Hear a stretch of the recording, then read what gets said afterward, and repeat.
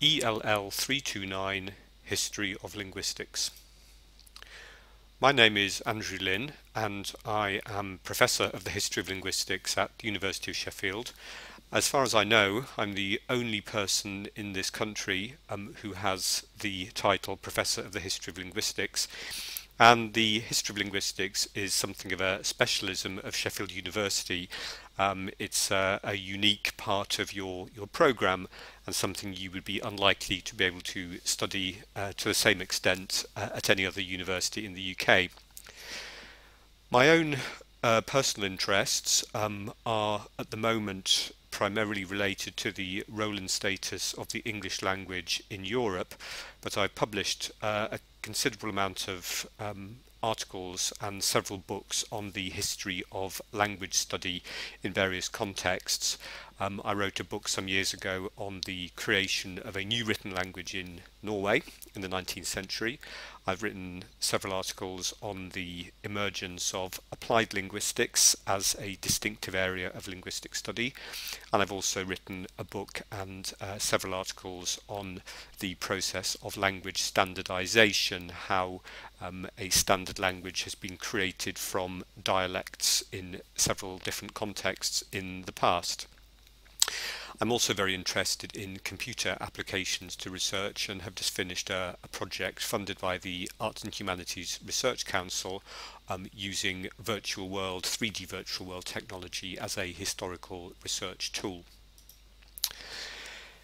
This module proceeds in leaps and bounds from the ancient world of Greece and Rome up to, well, yesterday, because history brings us right up to the present, and we'll be looking to see what distinctive contributions have been made to our understanding of language at various points in history.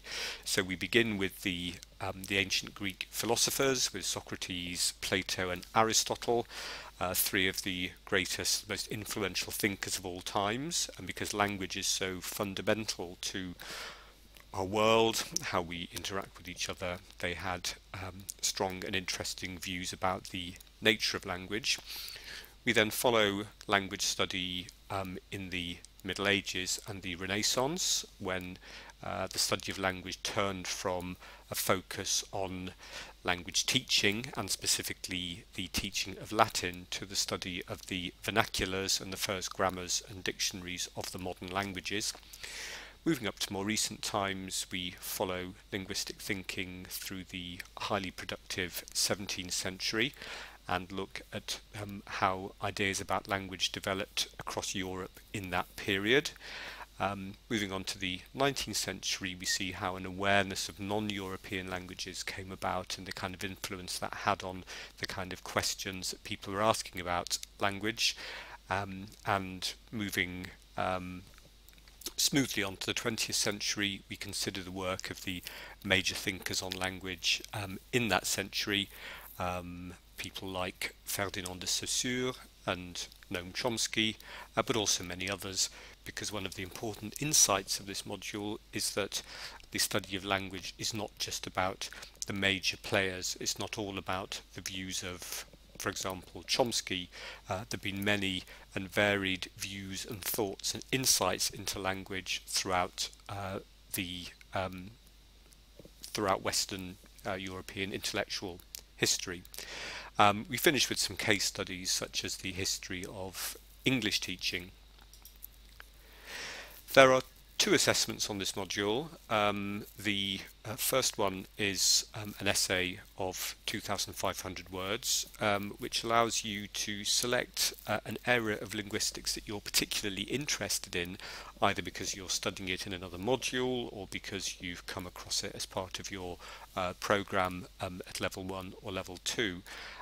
And supported by materials that I will provide and by discussions and workshops, you'll be able to look at that area in more detail.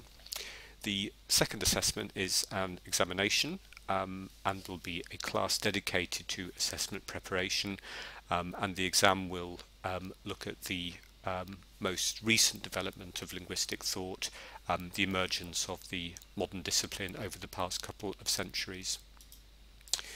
There'll be 2 classes per week. Some of it will be the presentation of material, formal lectures, and other sessions will be more workshop type sessions where we'll look at extracts from linguistic work from the past. We'll discuss all sorts of fascinating things like the creation of universal languages throughout history, and plenty more besides.